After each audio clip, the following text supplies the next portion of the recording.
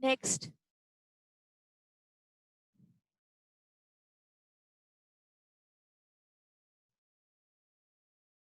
here comes past continuous tense. All right, past continuous tense. তার মানে পাস্টে যেই কাজটা হচ্ছিল, পাস্টে যেই কাজটা হচ্ছিল মানে জাস্ট হচ্ছিল, এরকম না যে শুরু হয়েছিল শেষ হয়নি, not any of that, just হচ্ছিল। যেমন প্রেজেন্টে আমি বলছিলাম যে আমি একটা কাজ করছি, সেরকমই পাস্টে কোনো একটা জিনিস করছিলাম, just that. Okay, so I was singing, okay, অথবা আই ওয়াজ গোয়িং, এরকমও বলতে পারি। তো এখানে যেরকম আছে আই ওয়াজ সিঙ্গিং, এখানে সাবজেক্ট আই, তার সাথে আমি পাচ্ছি ওয়াজ সিঙ্গিং। আমরা এর আগে যখন প্রেজেন্ট কন্টিনিউয়াস টেন্স করেছিলাম, সেখানেই বলা হয়েছিল যে সেইখানে কি ইম্পর্টেন্ট এলিমেন্ট দুটো দরকার, একটা হচ্ছে ভার্বের সাথে আইএনজি থাকবে এবং তাকে কমপ্লিমেন্ট করার জন্য একটা বি ভার্ব থাকবে, তার মানে ইজ, অ্যাম, আর। কিন্তু যেহেতু এটা পাস্ট, ওখানে প্রেজেন্টে আমরা ইজ, অ্যাম, আর পার্সন বুঝে ইউজ করেছিলাম, কিন্তু এই ক্ষেত্রে যেহেতু দিস ইজ পাস্ট, তার জন্য শুধু সিঙ্গুলার প্লুরাল অনুযায়ী আমরা আইদার ইউজ করব ওয়াজ অথবা ইউজ করব ওয়্যার। তার মানে এখানে আর পার্সনটা ম্যাটার করছে না। লাইক আই সেড কি পাস্ট যেহেতু একটা ইকুইলাইজার, সব একরকম হয়ে যায়, তাহলে শুধু যেটা ম্যাটার করে, ডেফিনেটলি করে, সেটা হচ্ছে হয় সিঙ্গুলার অথবা প্লুরাল। তার মানে সাবজেক্ট যদি সিঙ্গুলার হয় তাহলে ব্যবহার করব ওয়াজ, সাবজেক্ট যদি প্লুরাল হয় তাহলে ব্যবহার করব ওয়্যার। কিন্তু এসেনশিয়ালি এই দুটোর মধ্যে যে কোনো একটা ব্যবহার করতেই হবে, প্লাস ভার্বের সাথে একটা আইএনজি থাকবে। And this is the basic form of verb, মানে ভি1 প্লাস আইএনজি। অলরাইট, আচ্ছা। সো আই ওয়াজ সিঙ্গিং, প্রেজেন্টে বললে আই অ্যাম সিঙ্গিং, পাস্টে বললে I was singing, that simple. Okay, আচ্ছা, তারপরে সেম জিনিসটাকে যদি আমি ইন্টারোগেটিভ ফর্মে রিপ্রেজেন্ট করি, তাহলে বলতে পারি was she reading. Alright, was she reading. অথবা যদি নেগেটিভে বলি তাহলে কি বলতে পারি, দে ওয়্যার নট প্লেইং। যেহেতু দে, তাই ওয়্যার, অ্যান্ড নটটা negative element, and playing, V plus ING. So this is again very simple. আমার এখান থেকে তাহলে আমরা কি পাচ্ছি, সাবজেক্ট পেলাম প্লাস ওয়াজ অথবা ওয়্যার পেলাম এবং তার সাথে ভি প্লাস আইএনজি পেয়ে গেলাম। Alright, so this are my elements, and this constitutes the entire formula of past continuous tense. Alright, but past continuous tense এর একটা খুব ইম্পর্টেন্ট একটা রুল আছে। কি বলছে, when two clauses in the past tense are joined together with when or while, past continuous tense is used with simple past. Alright, past continuous tense is used with simple past. তার মানে কি হচ্ছে, আমি যখন when অথবা while কথাটা use করছি, এবং এখানে আরেকটা জিনিস বলা আছে যে এখানে দুটো ক্লজকে একসাথে আনা হচ্ছে, when two clauses in the past are joined together। এই যে দুটো ওয়ার্ড আছে when আর while, এই দুটো কি, these are conjunctions। Okay, when R while তার মানে যখন বা যেই সময়। ওকে, both have kind of the same meaning। আমরা যখন conjunction পড়বো তখন comparison দেখবো between when and while। conjunctions are very important, very crucial।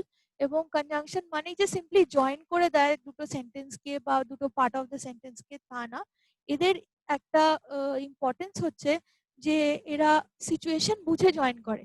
ওকে, তো এই ক্ষেত্রে যেমন আমি সিচুয়েশন ক্রিয়েট করেছি যে যখন, তার মানে দুটো ঘটনাকে জুড়ছি, একটা হচ্ছিল তখন আরেকটা ঘটনা ঘটলো, তার মানে হিন্দিতে বললে জব অথবা জিস সময়ে।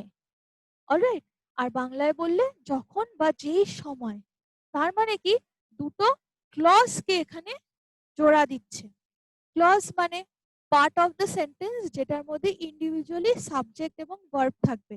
যখন আমি একটা সেন্টেন্সকে ব্রেক করি তখন তার মধ্যে থেকে যদি আমি সাবজেক্ট ভার্বের পার্টটাকে আলাদা করে নিই, অথবা একটা অনেক সময় কি হয় যে কমপ্লেক্স কম্পাউন্ড সেন্টেন্সেস থাকে, তো একটা সেন্টেন্সের মধ্যেই আলাদা আলাদা set of subject and verb থাকে। সো সেরকম একটা পার্ট অফ দ্য বড় সেন্টেন্স যেটার মধ্যে আলাদা আলাদা সেট অফ সাবজেক্ট ভার্ব আছে, তার মধ্যে থেকে যে কোনো একটা পার্টকে আমি আলাদা করলাম। যদি ওই পার্টের মধ্যে সাবজেক্ট রইলো, ভার্ব রইলো, তাহলে we can call that part অথবা that part of the sentence as a clause. আর যদি না থাকে তাহলে সেটাকে আমি বলবো আ ফ্রেজ। অলরাইট? তো এই ক্ষেত্রে যেমন দুটো ক্লজকে জোড়া দিয়েছে এই যে কোনো একটা কনজাংশন। অলরাইট? তার মানে কি হলো যে যখন একটা কোনো ঘটনা ঘটছিল সেই সময় আরেকটা কোনো ঘটনা ঘটলো। This is the basic situation that we are trying to figure out. মানে আমি এমন কোনো একটা সিচুয়েশন ইমাজিন করার চেষ্টা করছি যেখানে কিনা পাস্টে একটা কোনো ঘটনা ঘটছিল, ঠিক সেই সময় আরেকটা কোনো ঘটনা ঘটলো। সেটাকেই এখানে বলছে যে two clauses in the past tense join with when or while past continuous tense is used with simple past. কেন? why so? why past continuous tense and simple past? কেননা একটা কোনো ঘটনা হচ্ছিল, হয়ে চলেছিল, তাই সেইটাকে রিপ্রেজেন্ট করার জন্য আমার দরকার লাগবে কাকে? পাস্ট কন্টিনিউয়াস টেন্সকে। এবং ঠিক সেই মুহূর্তে when or while দিয়ে জয়েন করে আমি জুড়ে দিলাম যে তখনই আরেকটা কিছু ঘটলো, সেটাকে তখন আমাকে রিপ্রেজেন্ট করতে হবে উইথ সিম্পল পাস্ট। অলরাইট? আপনারা সবসময় সিচুয়েশনটাকে মাথায় রাখার চেষ্টা করবেন। আমি আগেও বলেছি যে একটা কোনো সেন্টেন্স স্ট্রাকচার করার আগে সেটাকে সেটাকে নিয়ে একটু ভেবে নেবেন, সেটা নিয়ে একটু ভাবনা চিন্তা করে তারপর স্ট্রাকচার করবেন যে আপনি এক্স্যাক্টলি কি বলতে বা বোঝাতে চাইছেন। That is how we effectively construct sentences. Right? এবং সেই রকম ভাবে যদি আপনি করেন তাহলে দেখবেন যে আপনি এক্স্যাক্টলি যেটা বোঝানোর চেষ্টা করছেন সেখানে আপনি ভেঙে ভেঙে করার চেষ্টা করবেন যে সিচুয়েশন আলাদা আলাদা সেগুলোকে আমি জুড়ছি। হতে পারে সেরকম একটা সিচুয়েশন এটা যেখানে পাস্টে একটা কোনো ঘটনা ঘটছিল, ঠিক সেই সময় একটা অন্য কোনো ঘটনা ঘটলো, কিন্তু পুরো জিনিসটাই হয়েছে, পুরোটাই হয়েছে পাস্টে, এই যা কিছু হয়েছে। তাই সেটাকে তখন আমাকে এরকম ভাবে সাজাতে হবে। অলরাইট? কিরকম হলো ব্যাপারটা? I saw you while you were jogging in the park. তার মানে একটা ঘটনা ঘটছিল, ঘটনাটা কি হয়ে চলেছিল, কন্টিনিউয়াসে কি হয়েছিল ছিল যে you were jogging in the park. Okay? তার মানে কেউ একজন পার্কে জগিং করছিল, ঠিক সেই সময় কি হলো? I saw you. ওকে? তাহলে এই পুরো সেন্টেন্সটা দেখে বোঝাই যাচ্ছে যে দুটো ক্লজ কি দেওয়া হয়েছে। একটা ক্লজ হচ্ছে এইটা, আই স ইউ, তারপরেই এসছে while, which is the conjunction. That is the reason why it is stated just in the middle. Alright? আর তারপরে কি হলো? You were jogging in the park. This is the other part. This is the other clause. এখানে বলা হয়েছে দুটো ক্লজকে join করা হবে। So this is one clause. And now let me go back to the definition of clause. That part of the sentence which will contain a subject and a verb. So this is a part of the sentence. এই পুরো সেন্টেন্সটা যদি consider করেন তাহলে this is a part, this is a part. কিন্তু individually এই পার্টটাতে একটা subject আর verb আছে, আর এই পার্টটাতেও কিন্তু সাবজেক্ট আর ভার্বের সেট রয়েছে। এখানে কি আছে? I saw you. This kind of makes a sense, মানে একটা কমপ্লিট সেন্স। চাইলে আমি এটাকে যদি আলাদা করে দিই সেন্টেন্সে তাহলেও কিন্তু এটা এক্সিস্ট করতে পারে। সেই কারণেই এটা একটা ক্লজ যে এখানে সাবজেক্ট আছে এবং ভার্ব আছে। আচ্ছা, এখানেও সেরকম আছে, you were jogging in the park, subject you are were jogging verb. তার মানে এই দুটো ক্লজ, এবং এইটা হচ্ছে যে যেই কাজটা হচ্ছিল ঠিক সেই সময় আরেকটা কোনো জিনিস ঘটলো, তার মানে while you were jogging, মানে যেই সময় you were jogging I saw you। এবং এই দুটোকেই, দুটো সিচুয়েশনকে কারা কারা রিপ্রেজেন্ট করছে? একে কে রিপ্রেজেন্ট করলো? এই পার্টটাকে রিপ্রেজেন্ট করলো কে? এই পার্টটাকে রিপ্রেজেন্ট করলো পাস্ট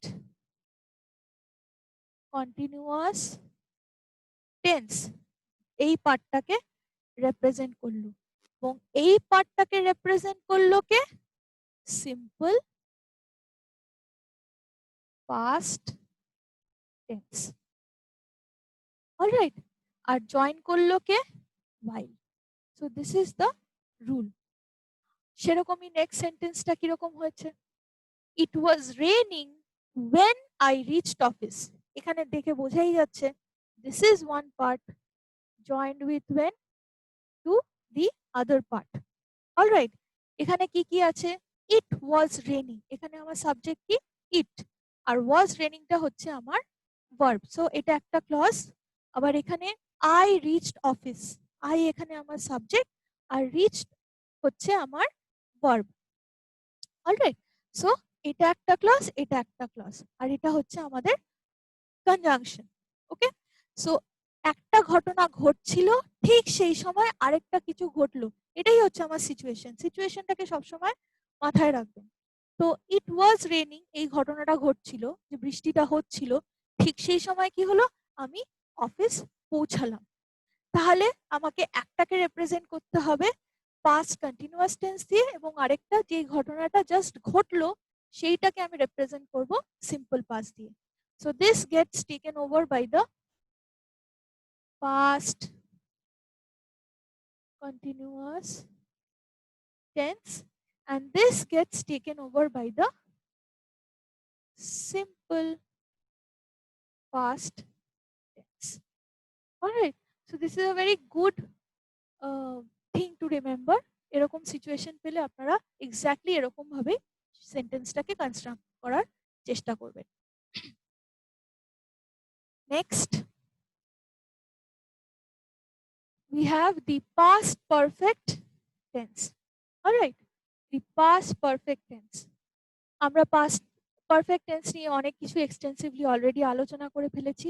তাহলে যে জিনিসটা আমাদের মনে রাখার আছে সেটা হচ্ছে যে পাস্টে যখন একটা কোনো ঘটনা কমপ্লিট হয়ে গেছে, অলরাইট, এই ঘটনাটা আমাদের পাস্ট টেন্সে কমপ্লিট হয়ে গেছে, তার মানে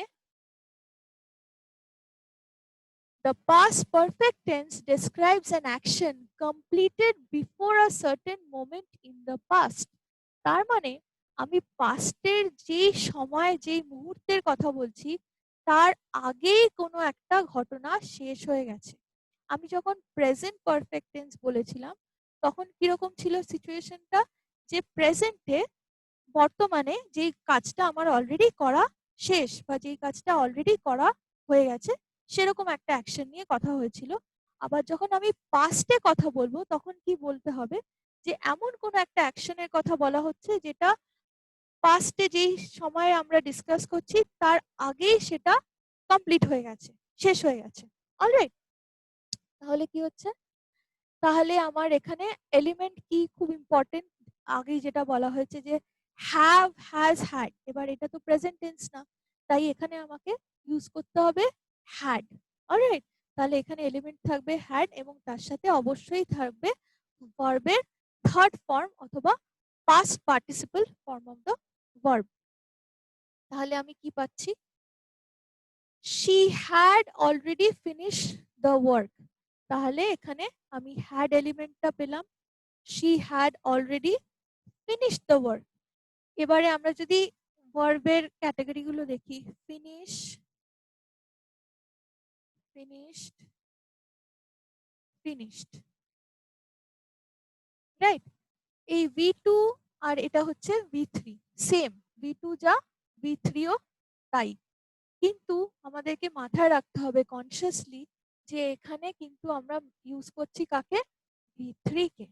কেননা দ্য মোমেন্ট V2 V3 আলাদা হয়ে যায় তখন কিন্তু আমার আলাদা কোনটা হলো, এবং V3 কেই কিন্তু এখানে ইউজ করতে হবে। অলরাইট, আচ্ছা, তাহলে এখান থেকে আমরা কি পেলাম? she had already finished the work। তার মানে পাস্টের যে সময় আমি কথা বলছি সেই সময় কিন্তু আমার কাজ যেটা আমি করছিলাম সেটা আমার অলরেডি করা হয়ে গেছে। Okay, next, he had never gone to a zoo before। Alright, যে সে আগে কখনো বা যেই সময়ের কথা বলা হচ্ছে, এখানে কিন্তু আমি হ্যাজ বললাম না, যে সে আগে কখনো জু যায়নি। ওকে, সে আগে কখনো জু যায়নি আমি সেটা বলছি না, তাহলে তো সেটা প্রেজেন্টে বলা হয়ে যেত। আমি বলতে চাইছি যে যে সময়ের কথা হচ্ছে তার আগে সে কখনো জু যায়নি। সাপোজ আমি কারুর একজনের সম্বন্ধে কথা বলছি এবং গত বছরে সে ব্যক্তির সম্বন্ধে আলোচনা in the last year, alright, এবং গত বছর পর্যন্ত আর আগে, গত বছরের আগে কখনো তিনি জুতে যাননি। সেরকম একটা সিচুয়েশন বলতে গেলে কি বলবো, he had never gone to a zoo before, মানে before that time in the past. আমি যেই বলছি বিফোর, বিফোর মানে কি হয়ে যাচ্ছে, before a specific time in the past, alright. সেই কারণেই আমি এখানে ব্যবহার করলাম হ্যাড, যেহেতু পাস্ট, এবং অবশ্যই ভার্বের থার্ড ফর্ম গো, ওয়েন্ট, গন, তাই এখানে বি3 গনটাই বসলো, অলরাইট। তাহলে আমি এখান থেকে পাস্ট পারফেক্ট টেন্সের ফর্মুলা কি পেতে পারি? ফর্মুলা আমি পাবো subject plus had plus V3. So this is going to be our past perfect tense formula. All right.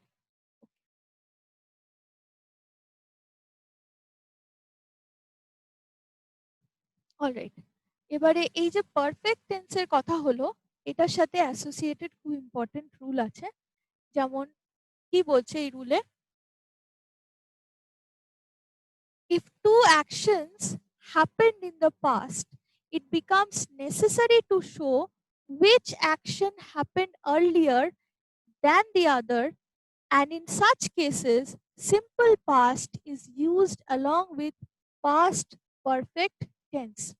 তার মানে যখন আমি দুটো ঘটনা পাস্টে ঘটেছিল এরকম একসাথে বলার চেষ্টা করি, অনেক ক্ষেত্রেই এটা ইম্পর্টেন্ট হয়ে যায় যে এটা বলাটা যে কোন ঘটনাটা আগে ঘটেছিল ইন দ্য পাস্ট এবং কোন ঘটনাটা পরে ঘটলো। তো এই ক্ষেত্রে কি হয়, পাস্ট পারফেক্ট টেন্সের সাথে সিম্পল পাস্ট টেন্স যোগ দিয়ে একটাই সেন্টেন্সের আমরা এরকম ভাবে কনস্ট্রাক্ট করব যে সেন্টেন্সটার মধ্যে পাস্ট পারফেক্ট টেন্সেরও উল্লেখ থাকবে এবং সিম্পল পাস্ট টেন্সেরও উল্লেখ থাকবে। ওয়াই? বিকজ ওই যেই ঘটনাটা আগে ঘটেছিল সেটাকে রিপ্রেজেন্ট করবে কে, পাস্ট পারফেক্ট টেন্স, এবং যেই ঘটনাটা পরে হয়েছে আর কি, পাস্টেই হয়েছে কিন্তু রিলেটিভলি নিউয়ার আর কি, সেই ঘটনাটাকে রিপ্রেজেন্ট করবে the simple past tense. Alright, examples দেখা যাক। The train had departed when he reached the station. এই পার্টিকুলার সেন্টেন্সটা পরীক্ষাতে বিভিন্ন রকম ভাবে অনেক সময় এসছে, এরর কারেকশনে এসছে, অথবা সেন্টেন্স ইমপ্রুভমেন্টেও দেখা গেছে এই ধরনের সেন্টেন্সেস থাকে। So this is a very good example of one such thing which you can expect in the examination. এরকম ধরনের combination of past perfect and simple past tense পরীক্ষাতেও অনেক সময় দেওয়া হয় just to understand কি whether the person has good knowledge about the tenses. Alright, তাহলে কি বলছে, the train had departed, এইটা হচ্ছে one part of the sentence. The train had departed, এখানে সাবজেক্ট হচ্ছে দ্য ট্রেন, ট্রেনকে নিয়ে আলোচনা করা হচ্ছে, এবং হ্যাড হচ্ছে আমার পারফেক্টের এলিমেন্ট, আর ডিপার্টেড হচ্ছে বি3। সো এই পার্টটা দেখে বোঝাই যাচ্ছে যে this is being represented by past perfect tense. মাঝে কি চলে এলো, মাঝে চলে এলো আমাদের কনজাংশন ওয়েন। অলরাইট, তারপরে কি হচ্ছে, হি রিচড দ্য স্টেশন। তার মানে এখানে আরেকটা set of subject and verb আমরা পাচ্ছি। এখানে সাবজেক্ট হচ্ছে আমার হি এবং হি রিচড, এটা হচ্ছে V2, he reached the station. তার মানে এইটা has been represented by simple past.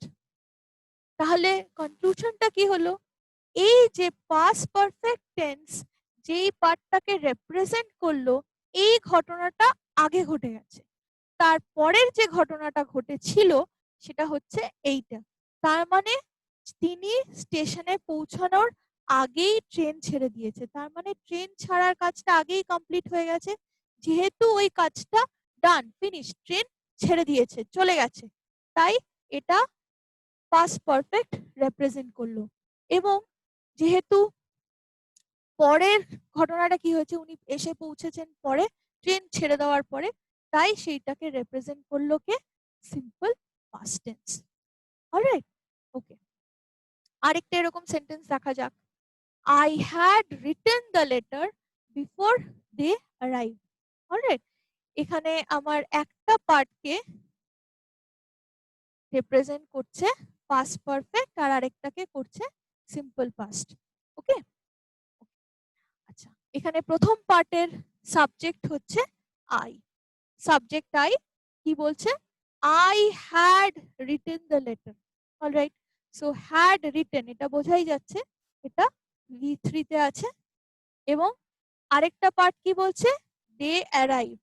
তাহলে এখানে আমার সাবজেক্ট হচ্ছে দে, আর এখানে তার কমপ্লিমেন্টিং ভার্ব হচ্ছে V2 হচ্ছে অ্যারাইভ। তাহলে বোঝাই যাচ্ছে যে এই পার্টটা রিপ্রেজেন্ট করেছে পাস্ট পারফেক্ট টেন্স এবং এই পার্টটাকে রিপ্রেজেন্ট করেছে সিম্পল পাস্ট টেন্স। ওকে, এবং ঘটনাটা দেখেই বোঝা যাচ্ছে কোনটা আগে ঘটেছিল, এই ঘটনাটা আগে ঘটেছিল।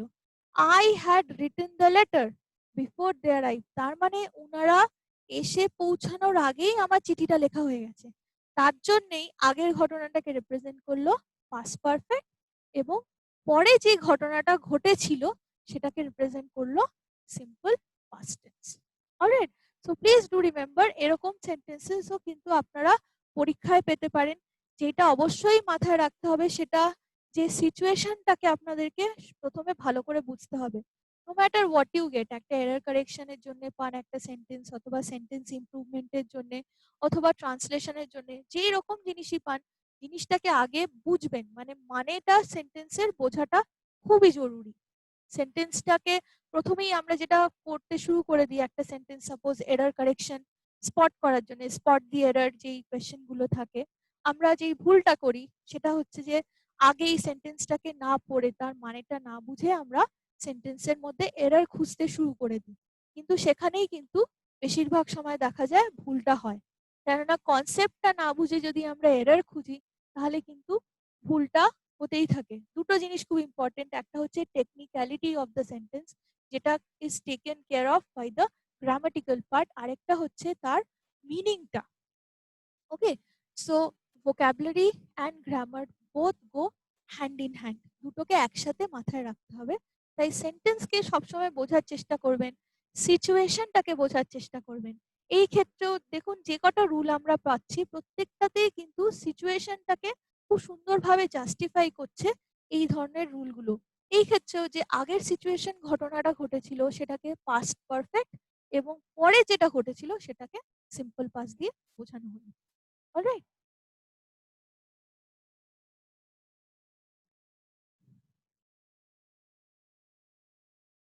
আচ্ছা, পাস্ট পারফেক্ট টেন্সের আমরা কিন্তু তাহলে আরেকটা জিনিস পেলাম, একটা তো একটা রুল আমরা পেলাম, এটার সাথে আরেকটা রুল অ্যাসোসিয়েটেড আছে, আনাদার রুল। রুলটা কি, when two sentences are joined with no sooner than, no sooner than কি, again this is a conjunction, very important conjunction. When two sentences are joined with no sooner than, had sits right after no sooner. This is a very very important rule. এই particular রুলটা থেকে ৩-৪ রকমের আলাদা আলাদা ধরনের error কিন্তু পরীক্ষায় আপনারা পেতেই পারেন। এই যে কনজাংশনটা আছে নো সুনার দ্যান, ওকে, এটার খুব ইম্পর্টেন্ট এলিমেন্ট হচ্ছে নো সুনার, তারপরে কিন্তু কিছুটা ডট ডট ডট থাকবে।